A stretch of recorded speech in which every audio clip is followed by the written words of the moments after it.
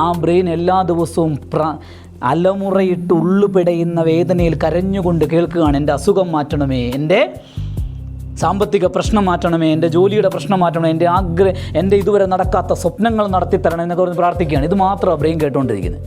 പക്ഷെ ബ്രെയിനിൻ്റെ ഭാഷ ഞാൻ പറയാം. ബ്രെയിനിന് വിഷ്വലായ ഇമേജുമായി കണക്ട് ചെയ്യാൻ പറ്റുന്നതിന് മാത്രമേ എന്തുള്ളൂ, മീനിങ് ഉള്ളൂ. എക്സാമ്പിൾ, എൻ്റെ അസുഖം മാറ്റണമേ എന്ന് കരഞ്ഞ് പ്രാർത്ഥിക്കുകയാണ്, അല്ലെ എൻ്റെ കുഞ്ഞിൻ്റെ അസുഖം മാറ്റണമേ. ബ്രെയിനിന് അസുഖം മാറ്റണമേ എന്ന വേർഡാണല്ലോ ബ്രെയിനിന് കിട്ടുന്നത്. ഞാൻ ഇത്രയും പറഞ്ഞ ആ ടോപ്പിക്കിൽ നിന്ന് പോവാണ്.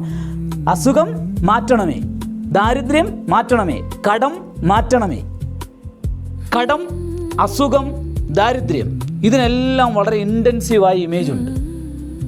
ഇത് ബ്രെയിനിനറിയാം. മാറ്റണമേ എന്നതിൻ്റെ മീനിങ് ബ്രെയിനിന് ഡയറക്റ്റ്ലി വിഷ്വലായ ഒരു ഇമേജ് ആയിട്ട് റീഡ് ചെയ്യാൻ ബ്രെയിന് പറ്റില്ല.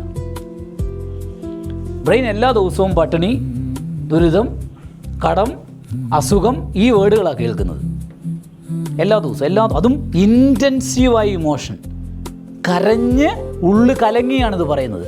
അത്രയും ഡീപ്പ് ഇമോഷനിൽ ബ്രെയിനറിയാം എന്തുമാത്രം കെമിക്കൽ ഫ്ലഡ് ഉണ്ടാകുന്നുണ്ടെന്ന്.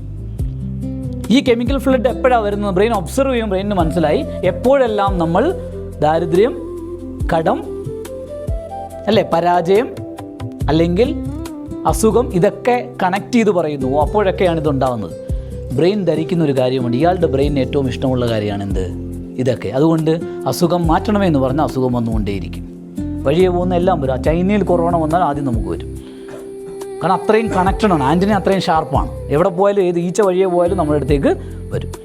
ഞാൻ ചുമ്മാ പറഞ്ഞല്ല. എങ്ങനെയാണ് നമുക്ക് വേണ്ടാത്തതിനെ ചൂസ് ചെയ്യുന്നത് ചോദിച്ചാൽ, നമുക്ക് വേണ്ടാത്തതിനെ നമ്മുടെ ജീവിതത്തിലേക്ക് ക്ഷണിച്ചു വരുത്തുന്ന പ്രവൃത്തിക്ക് പറയുന്ന പേരാണ് പ്രാർത്ഥന.